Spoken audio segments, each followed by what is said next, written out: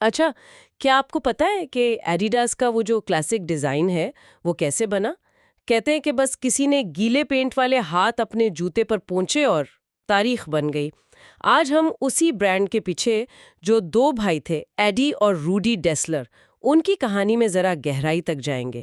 اس میں تعاون بھی تھا اور بہت شدید اختلافات بھی۔ بالکل، اور یہ صرف ایک برانڈ کی کہانی نہیں ہے، یہ اصل میں دو الگ سوچ کا ٹکراؤ ہے۔ مطلب کیا بہترین چیز بنائی جائے یا وہ چیز جو سب سے زیادہ بکے؟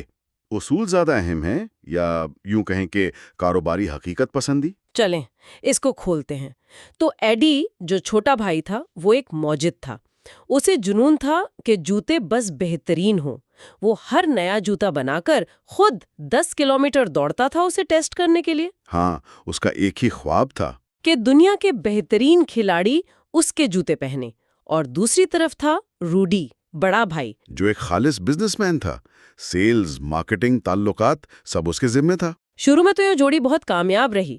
ایک بھائی ورک شاپ میں لگا رہتا، ایڈی نے آپ سوچیں جوتوں کے سول بہتر بنانے کے لیے اپنی ہی کار کے ٹائر استعمال کر لیا۔ اور پھر جب شکایتیں آئیں کہ جوتے تو بہت جلدی گھس رہے ہیں، تو روڈی بہت غصہ ہوا، اس کا تو پارا چڑھ گیا۔ اور بات صرف ایک خراب جوتے کی نہیں، یہ اس بنیادی سوچ کے فرق کی پہلی جھلک تھی کہ کمپنی کیا ہے، ایک لیبارٹری جہاں تجربے ہوں یا ایک فیکٹری جہاں وہ چیز بکے جو گاہک کو چاہیے۔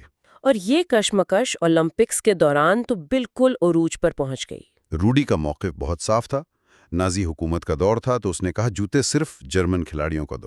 مطلب سیاسی طور پہ جو محفوظ راستہ تھا اس نے وہ چنا۔ اس کی نظر میں ایڈی کے اصول یوں سمجھیں کاروبار کے لیے خطرناک تھے۔ لیکن ایڈی اپنے اصول پر اڑا رہا۔ اس نے کہا کہ قومیت سے کوئی فرق نہیں پڑتا، میں تو جوتے صرف اور صرف بہترین کھلاڑی کو دوں گا۔ اور یہ بہت بڑا خطرہ تھا۔ یہ صرف بھائی سے اختلاف نہیں تھا، یہ اس وقت کی حکومت کی نسل پرستانہ سوچ کی کھلی خلاف ورزی تھی۔ ایڈی نے سب کچھ داؤ پہ لگا دیا تھا۔ اس نے بھائی کی بات نہیں مانی، خود اولمپک اسٹیڈیم گیا اور سیاہ فام ایتھلیٹ جیسی اونز کو اپنے جوتے دے دیے۔ نتیجہ؟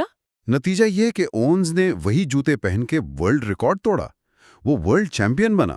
ایڈی کا جو سالوں پرانا خواب تھا وہ پورا ہو گیا۔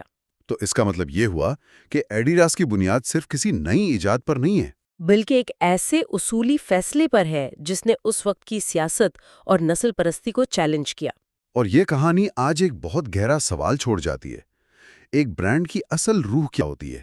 اس کی بزنس اسٹریٹجی یا اس کے بانی کے اصول؟ اور کیا آج کے دور میں منافع کے اتنے دباؤ کے بیچ کوئی کمپنی ایسا جرأت مندانہ قدم اٹھا سکتی